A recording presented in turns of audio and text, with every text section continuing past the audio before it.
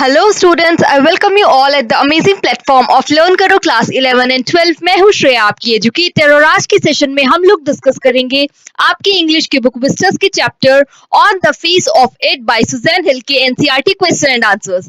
इससे पहले हम आपके टर्म 2 के इंग्लिश के, पॉलिटिकल साइंस के एंड सोशियोलॉजी के हर एक चैप्टर के NCERT question and answers already discuss कर चुके हैं। सेपरेट प्लेलिस्ट बनी हुई है, लिंक डिस्क्रिप्शन बॉक्स में प्रोवाइडेड है। आप सभी स्टूडेंट्स वहां से जाकर कवर कर सकते हैं। डेफिनेटली काफी ज्यादा यूजफुल रहेगा आप सभी के लिए। And on the face of it की डिटेल्ड एक्सप्लेनेशन, सेपरेट सेशन में difficult word meanings, and today हम NCERT question and answers cover कर रहे हैं। ऑलराइट, तो चलिए स्टार्ट करते हैं। फर्स्ट क्वेश्चन है आपका बच्चों, who is mister Lamb, how does Jerry get into his garden. तो फर्स्ट क्वेश्चन में आप लोगों से पूछा गया है कि आफ्टर ऑल मिस्टर लैम है कौन, कौन थे मिस्टर लैम, एंड जो डेरी है वो उनके गार्डन में कैसे चला गया था। How does dairy gate into his garden, कैसे गया था डेरी मिस्टर लैम के गार्डन के अंदर। तो फर्स्ट में आपको बताना है कि मिस्टर लैम कौन थे। आप आंसर करोगे as mister Lamb is an old man. Mister Lamb कैसे है, एक ओल्ड मैन है जिनका एक टिन का लेग है, और उनका टिन का लेग क्यों था बच्चों, his real leg was blown away in the war earlier times. क्या हुआ था, मिस्टर लैम एक ओल्ड पर्सन थे जिनका की एक टिन लेग था, और उनका लेग को क्या हो गया था, वो ब्लोन अवे हो गया था at the war in earlier times. Right, he lives all alone in his house. अब यहाँ पर जो मिस्टर लैम्ब है वो बिल्कुल अकेले रहते हैं अपने घर में। There is a garden near the house, उनके हाउस के पास में एक गार्डन है। It has ripe crab apples looking orange and golden in colour. अब उनका जो गार्डन है जो कि उनका घर के पास ही है, उसमें बहुत सारे क्या है, क्रैब एप्पल के ट्रीज है। क्रैब एप्पल से वो क्या करते थे, वो जेलीज प्रिपेयर किया करते थे, और उन क्रैब एप्पल्स के कलर को डिस्क्राइब करा गया है as bright orange and golden in colour. Mister Lamb is sitting in his garden when Derry climbs over the garden wall to get into his garden. अब यहाँ पर मिस्टर लैम्ब जो है वो अपने गार्डन में बैठे होते हैं, और तभी डेरी जो है वॉल के ऊपर से क्लाइम करके उनके गार्डन के अंदर एंटर करता है, जो कि आपको क्वेश्चन में पूछा गया था, how does dairy gate into his garden. तो डेरी गार्डन की जो वॉल है उसको क्लाइम करके गार्डन के अंदर एंटर करता है। Although gate is open, the boy does not use it. Although garden का जो मेन गेट है वो भी खुला हुआ था, लेकिन जो बॉय है यहाँ पर डेरी, वो उस गेट को ना यूज करते हुए गार्डन की वॉल को क्लाइम करके गार्डन के अंदर एंटर करता है। राइट, नेक्स्ट क्वेश्चन है आपका बच्चों, do you think all this will change dairies attitude toward mister lamb.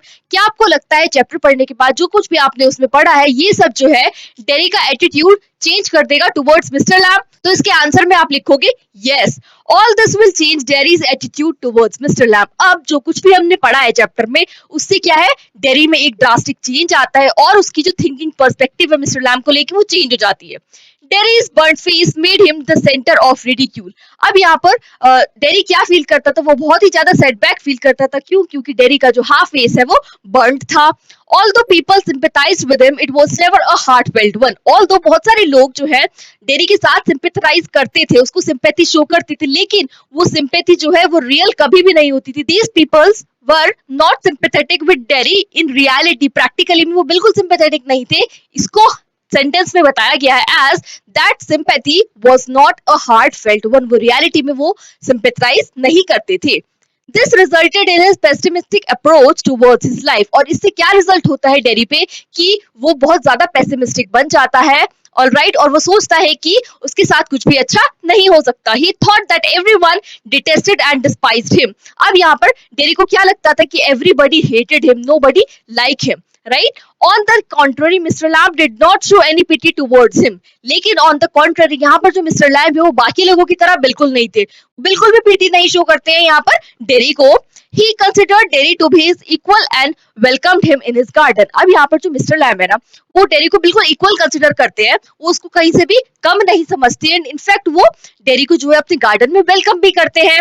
Mister lamb had a thin leg and Derry had a burnt face. अब यहाँ पर क्या बात बताई गई है, एक सिमिलैरिटी शो करने की कोशिश करी गई है, जैसे कि यहाँ पर मिस्टर लैम्ब जो है उनका एक लेग टिन का था, और जो डेरी है उसका हाफ फेस बर्न था।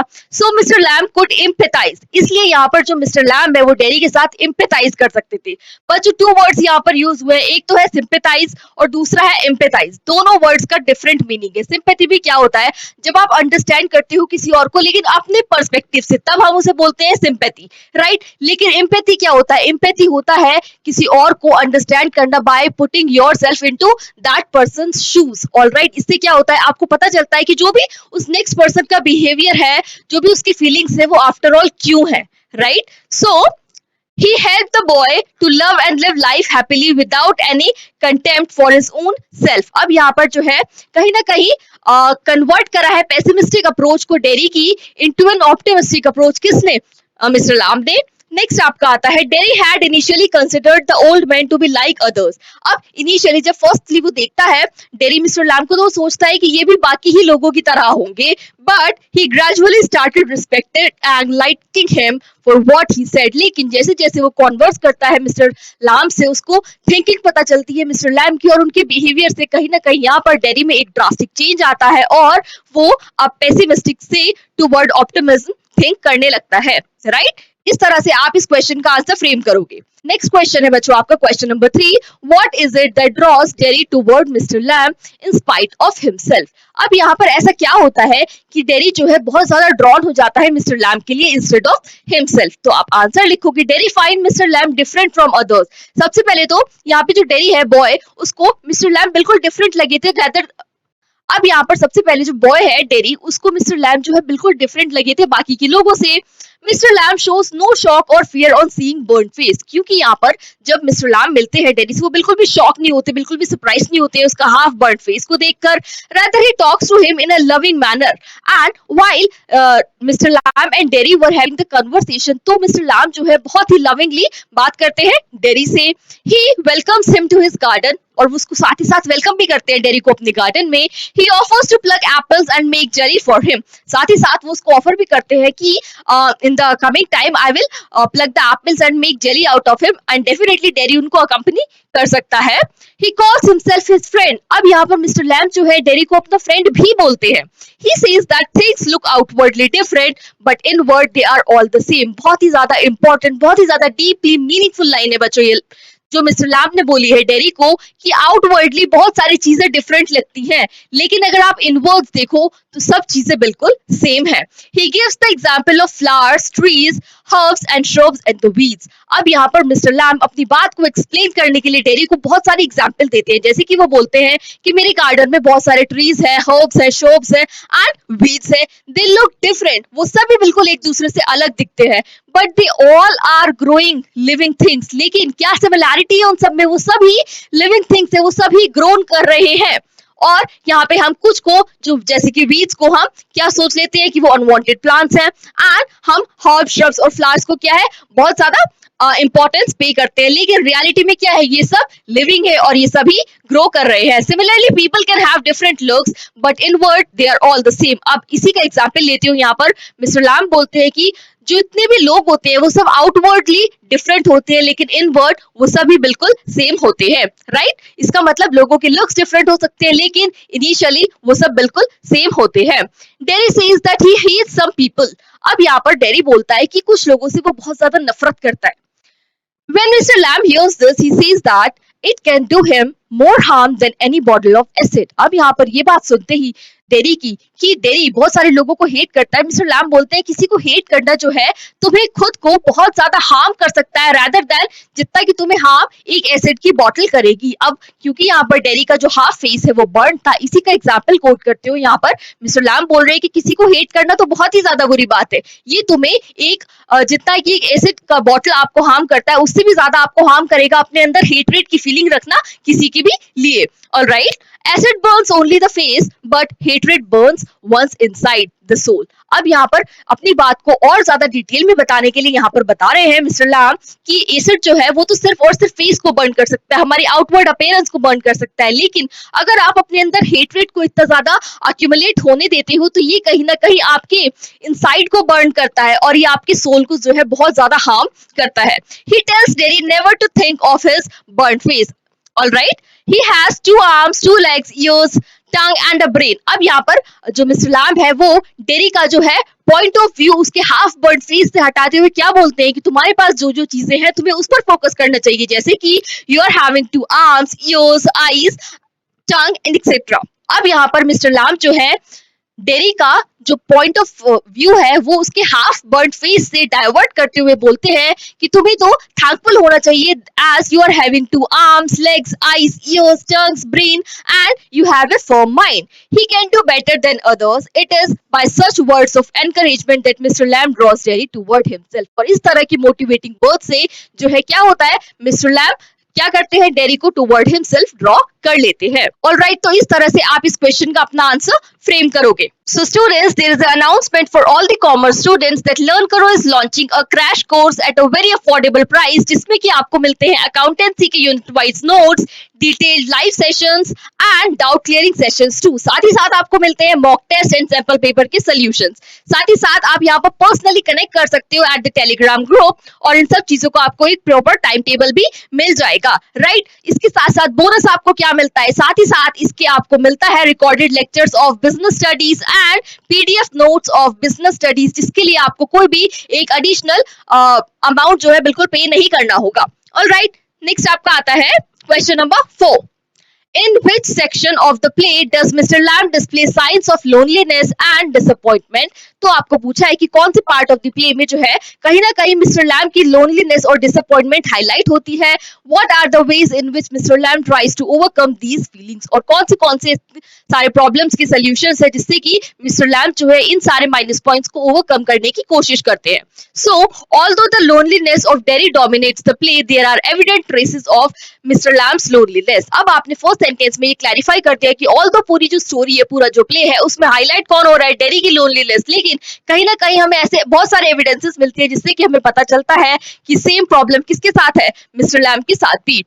Alright, as in the first scene of the play, the old man says that having heard the bees for a long time, he knows that they sing and not birds. क्योंकि first part of the play में mister lamb बताते हैं कि उन्होंने बीज को इतने clearly इतने टाइम से ऑब्जर्व करा है कि वो क्या मानते हैं कि बीज जो है सिंग करती हैं, वो बज नहीं करती हैं. राइट, इससे हमें क्या पता चलता है कि mister Lamb is very lonely person, इसलिए वो इतने टाइम से जो बीज है उनकी साउंड को ऑब्जर्व करते आ रहे हैं. Right, it not only depicts how his perception was different from others, but also illustrate that he was lonely.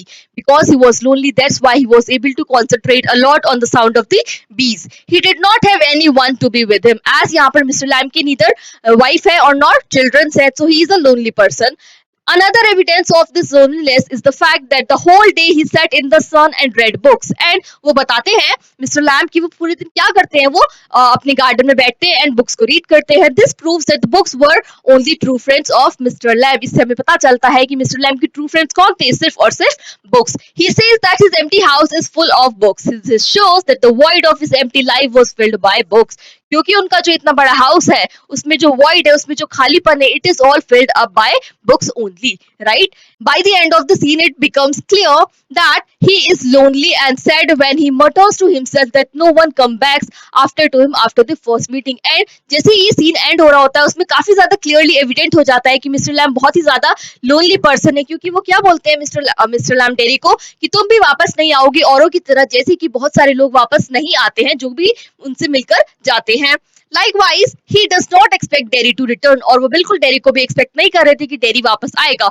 Although dairy वापस आया था बच्चों, he was so sure that Derry would never return that he climbed the ladder to collect all the apples himself. अब क्योंकि mister lamb को तो लग रहा था डेरी कभी वापस आएगा ही नहीं, इसलिए उन्होंने डेरी का बिल्कुल वेट नहीं करा और उन्होंने लैडर को प्लेस करा और उन्होंने क्या करा, क्रैब एपल्स को प्लक करना स्टार्ट कर दिया. However, Derry had offered to help him after informing his mother, but the old man was not sure of his return. Although Derry जाने से पहले बोलकर गया था कि वो वापस आएगा, लेकिन उससे पहले उसको अपनी मदर को इन्फॉर्म करना है. लेकिन यहाँ पर जो मिस्टर लैम्ब है वो बिल्कुल इस बात के लिए श्योर नहीं थे कि डेरी वापस आ पाएगा. Ironically, he would have died unnoticed if the Derry had not returned to fill the emptiness of his own life. And ironically बच्चों यहाँ पर क्या बताया गया है, that Mr. Lamb would have died unnoticed, उन्हें कोई नोटिस भी नहीं करता अगर यहाँ पर डेरी वापस नहीं आता to fill the emptiness of his own life. Right?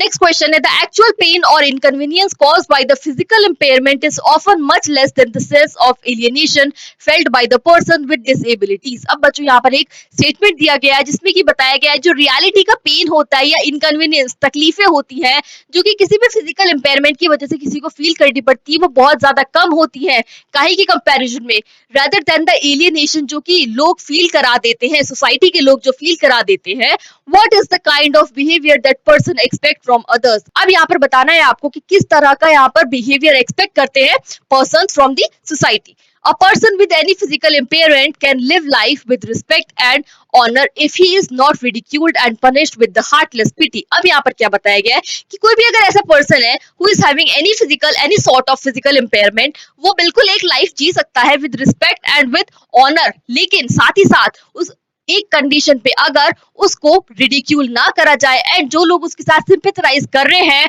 वो हार्ट फेल्ट सिंपैथी हो, राइट.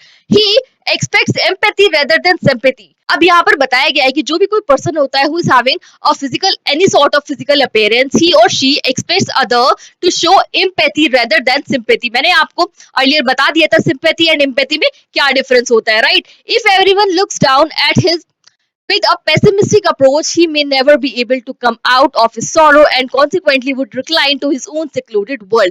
अब secluded world में तो जाने से बचाना है तो अगर सब लोग मिलकर मोटिवेट करेंगे किसी भी पर्सन को तो इससे वो अपने seclusion में जाने से बच सकता है. He is already in tremendous mental and emotional pressure. अब any person who is having a physical impairment वो already बहुत सारे mental trauma को already face कर रहा होता है और साथ ही साथ अगर आप उसको alienation या फिर seclusion भी face करवा दो तो इससे कहीं ना कहीं जो उसकी प्रॉब्लम से वो और बहुत ज्यादा इंक्रीज हो जाती है, right. So he expects other to be understanding rather than remind him of his disability. इसलिए क्या एक्सपेक्टेशन